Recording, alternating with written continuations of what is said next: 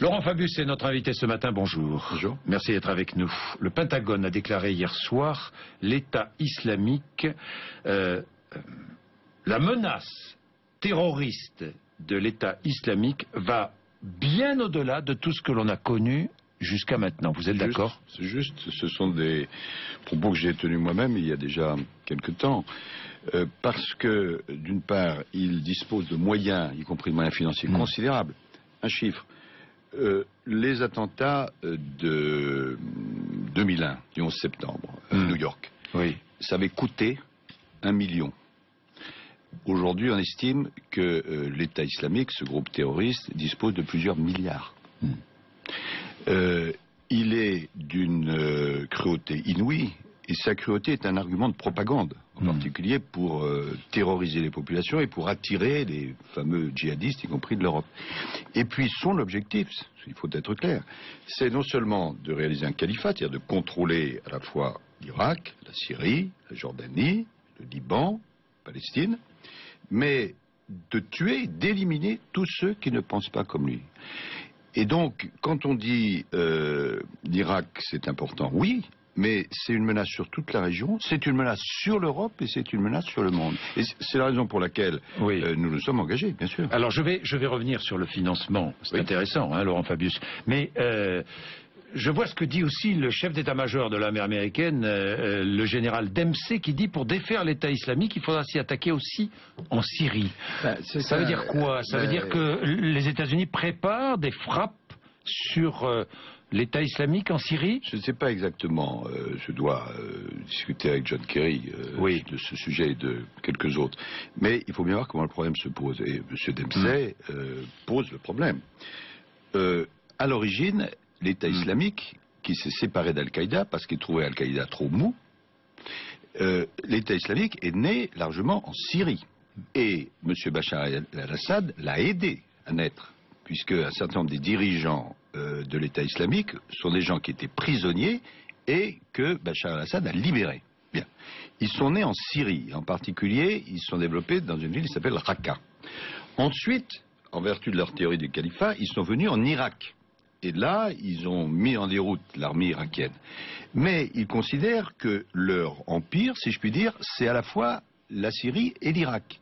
Et donc, si on veut faire face à l'État islamique, il faut bien sûr y faire face en Irak, mais on ne peut pas éliminer la question de la Syrie, vous le comprenez bien. Oui. Donc pourquoi pas s'en prendre directement à l'État islamique en Syrie? Ça pose le problème... Puisque les Américains bombardent l'État islamique en Irak. Oui, mais là, ils bombardent à la demande des Irakiens eux-mêmes. Et évidemment, en Syrie, c'est pas du tout le même problème. En Syrie, actuellement, celui qui gouverne, c'est le dictateur, M. Bachar el-Assad. Et donc, il faut mettre ça à plat. Nous, les Français, nous avons depuis le début... Est-ce que nous sommes favorables à des frappes aériennes sur l'État islamique en Syrie? Non. Ce que nous avons soutenu depuis le début... Et si on nous avait suivi, les choses auraient été très différentes, vous le savez, parce qu'on en avait discuté, M. Bourdin. Nous avons dit qu'il fallait soutenir ce qu'on appelle l'opposition modérée en Syrie. D'un côté, vous avez M. Bachar el-Assad, qui est un dictateur, de l'autre, vous avez les terroristes, et on ne peut pas dire à la population, vous choisissez, ou bien c'est le dictateur, ou bien c'est les terroristes. Bon, c'est la raison pour laquelle, dès le début, nous avons dit, il faut soutenir l'opposition modérée. D'ailleurs, je fais une petite parenthèse, Mme Hillary Clinton, dans ses mémoires, et dans une série d'interviews, disent que la thèse que nous défendons et que nous défendions était juste. Maintenant, d'autres n'ont pas soutenu l'opposition modérée, et aujourd'hui vous avez face à face la dictature de Bachar, qui n'est pas l'avenir de la Syrie, les terroristes, et vous avez en même temps l'opposition modérée. Donc, je ne vous donne pas la solution aujourd'hui, je dis simplement que le problème se pose. Nous avons livré des armes aux Syriens, aux rebelles modérés syriens. Ces armes ont pu tomber entre les mains... Non, parce que... l'État islamique a bien récupéré des armes américaines auprès de l'armée irakienne. Oui, mais nous avons veillé à la fois par les natures des armes qui ont été livrées, conformément à ce qui est permis par l'Europe, je tiens à le dire. Hein. Et je ne vais pas entrer dans les détails techniques en fonction de ceux auxquels nous évoluons, à qu'il n'y ait pas de mauvaise utilisation ou de confiscation Nous avons livré des armes quand? C'était à quelle époque? C'était il y a quelques mois. Et je tiens à le dire, parce que François Hollande, dans son interview au Monde, a abordé ces questions. Ça a été fait conformément à ce que permet l'Europe. Et c'est en 2013, je ne crois pas me tromper, qu'il y a eu 2 délibérations de l'Europe, l'une permettant, et la deuxième permettant de livrer des armes qu'on appelle non létales. La France a-t-elle livré des armes aux Kurdes en Irak? Oui, nous l'avons dit. Il n'y a pas de mystère là-dedans, mais récemment, mais en conformité avec l'Irak. Quelles armes? Ça, je ne vous le dirai pas, parce que... Munitions, matériel... Mais j'ai vu que des membres de la commission de la défense des affaires étrangères avaient donné des précisions roquettes, lance-roquettes, lourdes artillerie, missiles... Peut-être qu'ils savent des choses que je ne sais pas. Ce sont des socialistes qui ont dit ça. Oui, peut-être qu'ils savent des choses que je ne sais pas. Bon. Oui, d'accord. Je mets un point d'interrogation. Non, mais soyons sérieux. Nous n'allons pas livrer le détail à nos adversaires de ce que nous livrons à nos amis. Bon. Donc, on peut comprendre ce que sont ces armes, cela dit. Le problème était tout simple, si je puis dire. Je me suis rendu en Irak il y a peu de temps, et j'ai vu en particulier à la fois les responsables de l'Irak et les responsables kurdes. J'ai parlé avec le président Barzani, qui me dit bravo la France, puisque nous avons été les premiers à livrer sur le plan humanitaire, etc. Mais il me dit, M. Fabius, les armes dont nous disposons, on les appelle les Peshmerga, ce sont des armes qui, pour la plupart d'entre elles, datent du conflit entre l'Iran et l'Irak. Et en face, il y a l'État islamique, ce que j'ai appelé le califat de la barbarie, qui lui a pris des armes à l'armée irakienne qui avait été fournie par les Américains. Et donc, si vous souhaitez, c'est ce qu'on souhaite, qu'il y ait un équilibrage, il faut nous aider.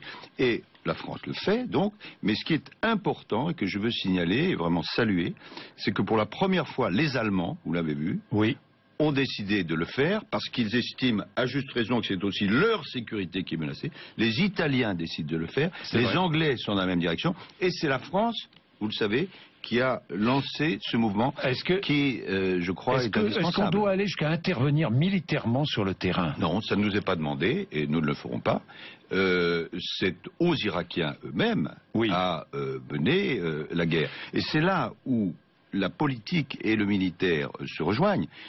Ça n'est possible que s'il y a un gouvernement en Irak qui est un gouvernement uni et rassemblé. Or, jusqu'à présent, le gouvernement de M. Maliki mettait de côté ce qu'on appelle les sunnites modérés, les tribus sunnites qui, du coup, ont donné un coup de main aux terroristes. Maintenant, il y a un nouveau Premier ministre que nous soutenons. Et nous demandons qu'il y ait un gouvernement qu'on appelle inclusif. J'ai vu, même l'Iran accepterait de donner un coup de main. L'Iran est très influent là-bas. En contrepartie de négociations sur le nucléaire. Non, alors là, il faut vérifier parce que j'ai lu cette dépêche comme moi, mais j'ai eu immédiatement un télégramme de mon ambassadeur sur place qui a dit attention, je vérifie car il risque d'y avoir une erreur de traduction. Non, mais c'est intéressant. Mais c'est important. Ce ne serait pas l'Irak qui serait concerné, mais le réacteur d'Arak. C'est tout à fait autre chose. Et donc, cette vérification de traduction est en train d'être faite. Bon, Laurent Fabius, la France demande une conférence internationale sur la sécurité en Irak. Elle aura lieu? Nous l'espérons, parce que quand on a une situation comme celle-ci, et quand il y a un danger qui est d'une nature différente des autres dangers que représente le califat de la terreur, l'État islamique, il faut que tous ceux qui n'acceptent pas se mettent ensemble. Alors ça veut dire les pays de la région, ça veut dire, bien évidemment, ça dépend de l'Irak, les pays de la région, ça veut dire les membres permanents du Conseil de sécurité et d'autres. Bon. Et nous sommes en train de préparer cela. Bien évidemment, ça dépend d'abord de l'Irak. L'Allemagne, vous parliez de l'Allemagne tout à l'heure, accuse le Qatar d'avoir financé l'armée de l'État islamique. Vous portez les mêmes accusations? Non, moi je ne rentre pas là-dedans. Ce qui est certain... Cette organisation terroriste a bien été financée. Bien sûr. Et par qui? Il y a différentes sources et on dit que certaines des sources sont des pays... Qatar. Certaines sources, dit-on, sont des pays arabes. Mais moi, ne faut-il pas lancer une enquête pour savoir? Parce que c'est bien beau de combattre militairement, mais savoir d'où vient le financement. Oui, mais il faut surtout prendre des dispositions pour que ça s'arrête. Et dans ce plan général auquel nous réfléchissons avec cette conférence, il y a bien sûr des aspects de renseignement, des aspects militaires, mais il y a l'aspect de couper tous les financements possibles. Et vous avez peut-être vu que les Nations Unies, à notre demande, ont pris une résolution il y a quelques jours qui met hors la loi, avec toute une série de conséquences, tous ceux qui financeraient directement ou indirectement cet État islamique. Une enquête est nécessaire pour savoir. Vous savez, est-ce que la France sait, sans vouloir nous dire, est-ce que la France sait qui finance l'État islamique? Nous avons quelques indications et nous ne sommes pas naïfs. Des financements privés? Oui, il y en a, bien sûr. De gens qui se trompent complètement, qui croient qu'ils vont pouvoir se préserver eux-mêmes en aidant des terroristes comme l'État islamique. Mais l'État islamique, il faut bien comprendre, et c'est là où c'est d'une dangerosité spéciale, c'est que hier... De la péninsule arabique. Attendez, hier j'accueillais 40 réfugiés irakiens, et j'entendais ce qu'ils me disaient, des récits absolument déchirants. Et en particulier une femme qui était de Karakoche me disait, cet État islamique est arrivé, et les combattants m'ont dit... tu te convertis, ou demain tu es morte. Est-ce que nous allons accueillir d'autres réfugiés? Oui, nous allons privilégier, nous allons privilégier ceux qui ont un lien avec la France, parce qu'il se pose un problème de principe et un problème pratique. Le problème de principe, c'est que si tous les réfugiés quittent l'Irak, ça veut dire que Daesh, c'est-à-dire l'État islamique, a gagné. Bon, donc ce n'est pas ça qu'il faut faire. Il faut d'abord combattre, résister, arriver à surmonter cet adversaire. Mais il y a des cas extrêmes, et par rapport à ces cas extrêmes, il faut que des pays, pas seulement la France, puissent accueillir ces cas extrêmes. Et nous le faisons. Ça représente plusieurs centaines, peut-être quelques milliers de personnes en ce qui nous concerne. Et c'est conforme à notre tradition, vous le savez. Combien, jusqu'à combien de réfugiés? Écoutez, on ne peut pas donner de chiffres, mais quand même, on va en accueillir d'autres. On en accueillera, mais en privilégiant, je répète, pour des raisons d'insertion, ceux qui ont un lien avec la France. Bien, James Foley, on a appris que les ravisseurs de James Foley avaient envoyé un message à la famille demandant une rançon de 130 millions de dollars. Les États-Unis, on le sait, ne paient pas. C'est la politique américaine. Ils le disent. Il n'y a d'ailleurs pas de débat aux États-Unis, même dans la population américaine et même dans la famille. Vous l'avez vu comme moi, de James Foley. Ce n'est pas la politique que nous suivons. Non, je m'inscris en faux contre vous. Si, je vous l'ai déjà dit à ce micro, je vous confirme, l'État français ne paye pas de rançon. Voilà. À aucun moment. Non. Laurent Fabius, sur la personnalité de celui que l'on voit sur la vidéo lors de la décapitation de James Foley, britannique, semble-t-il. Oui, vous avez des... Non, je n'ai pas d'autres indications. Le gouvernement britannique n'a pas plus donné le gouvernement britannique. Oui. Simplement, s'il est avéré... Mise en scène, c'est-à-dire que ce ne serait pas lui qui aurait pratiqué... Je ne sais pas. Bon. Mais ce qu'il faut retenir, c'est deux choses.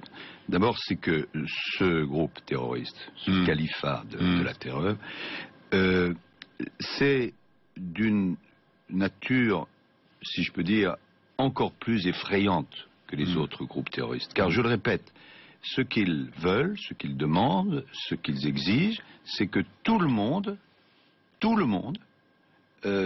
soit soumis à leurs lois. Sinon, nous sommes, vous, moi, les autres, des chiens, et nous devons être abattus. Bon. Donc, c'est une guerre.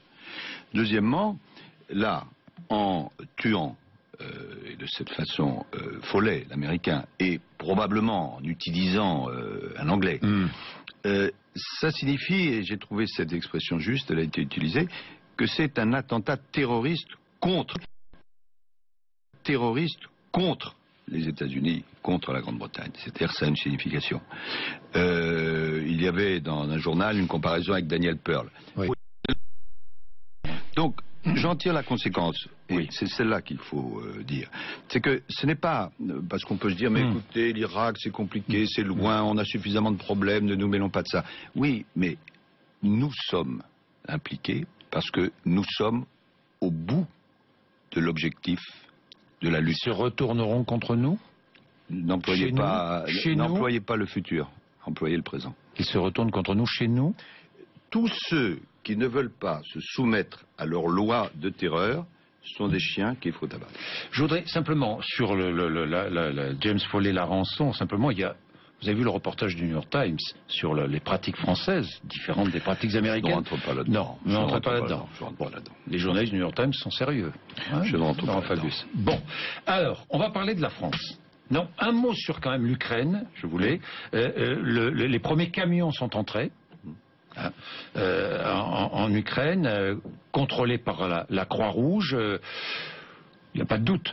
L'aide humanitaire, c'est bien de l'aide humanitaire, parce que j'ai vu que pendant longtemps, on a mis en doute les marchandises transportées. Oui. Nous avons discuté de cela, j'étais dimanche à Berlin avec mon collègue allemand, russe et ukrainien. Nous avons discuté de cela, du contrôle des frontières, de l'évolution politique. Il est évident qu'il y a un besoin humanitaire très fort, mais que ce besoin humanitaire ne peut pas être une espèce de cheval de Troie pour autre chose. Donc les discussions étaient très lourdes. Pas seulement sur l'humanitaire, mais il y a des hommes et des femmes qui meurent tous les jours là-bas. Oui. Et donc, la position de la France, c'est depuis le début, fermeté, parce qu'il y a des choses de la Russie qu'on ne peut pas admettre, et en même temps dialogue, on ne va pas faire la guerre à la Russie. Ouais. Et d'où la question des sanctions, d'où le fait que la France, en permanence, vous rappelez la réunion de Normandie, d'autres réunions qui peuvent avoir lieu, nous sommes pour essayer la désescalade.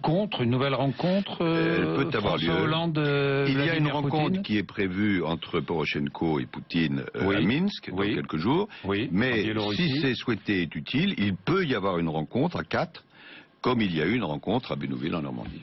Bien. Cécile Duflot, vous avez siégé avec elle au Conseil des ministres. La France peut faire face à un tsunami social, dit-elle. Inquiétude, grande inquiétude, progrès social en panne. Elle est extrêmement sévère avec François Hollande et Manuel Valls dans le livre qu'elle vient de publier. Qu'en pensez-vous? C'est peut-être pas exactement du même niveau que ce que nous avons vu auparavant. Non. J'ai là un petit carton blanc. J'ai mis une phrase qui est de monsieur Jean-Vincent Placé, qui est le collègue qui de madame hier matin Duflot. Ici même. Il dit: il faut éviter les commentaires excessifs et stigmatisants. Il a dit cela hier matin, ici même. Eh bien, il a raison. Il a raison. Donc aucun commentaire sur cette attitude. Ah non, non, c'est pas ce que je veux dire. Là, il parlait... éviter ces commentaires, voilà. Oui, je comprends. Oui, mais il parlait de comment trouvez-vous son attitude? Pas d'autre. Je ne parle pas de... Je pense que la réponse est dans votre question. Ah bon, c'est-à-dire? On s'est compris. Ah bon? J'irai pas plus loin. Oui. C'est digne ou c'est indigne? La réponse est dans votre question. Vous ne voulez pas répondre? Ah si, je réponds. Bon. Je réponds. Oui, je réponds par un sourire distancié. D'elle. Et attristé. Et attristé. Le travail dominical, projet de loi sur le pouvoir d'achat, volé sur le travail le dimanche, vous êtes concerné puisque vous avez le tourisme en charge. Réglementation adaptée, c'est cela qui va se passer. Ce que vous aviez proposé, je vois Paris, certaines zones classées touristiques qui permettraient de travailler le dimanche. C'est un des aspects, mais qui est un aspect de bon sens. On a vu ça encore cet été, mais c'est vrai tout le temps. C'est dans les zones touristiques. Dans les zones très touristiques. Bon. Si les magasins sont fermés le dimanche, dans des zones très touristiques, en général ils sont ouverts. Enfin, quelques-uns sont fermés, on pense aux galeries Lafayette, etc. Les touristes qui sont là le dimanche, ils ne vont pas dire on va revenir le vendredi prochain. Donc ça fait une perte très importante. Alors il faut faire attention. Donc ils seront ouverts. Attendez, il faut faire très attention. Il faut en même temps que ce soit sur la base du volontariat, on va obliger les gens à travailler, et que ce soit mieux rémunéré. Là, on revient toujours sur cet exemple, le patron des Galeries Lafayette m'a dit si c'est autorisé, je recrute, je crois, 600 emplois, je les paye 2 000. Il faut autoriser. Bon, je pense, j'ai pris position là-dessus, je pense que c'est raisonnable. Dans les gares aussi? Dans les gares, ce serait une bonne idée, oui. Dans les gares, ce serait une bonne idée. Par exemple, si vous allez, vous prenez le Eurostar depuis Londres jusqu'à Paris. Vous arrivez à Londres, vous pouvez faire des achats, à Paris, non. Mais il faut bien sûr qu'il y ait toujours une compensation sociale, que ce soit sur la base du volontariat.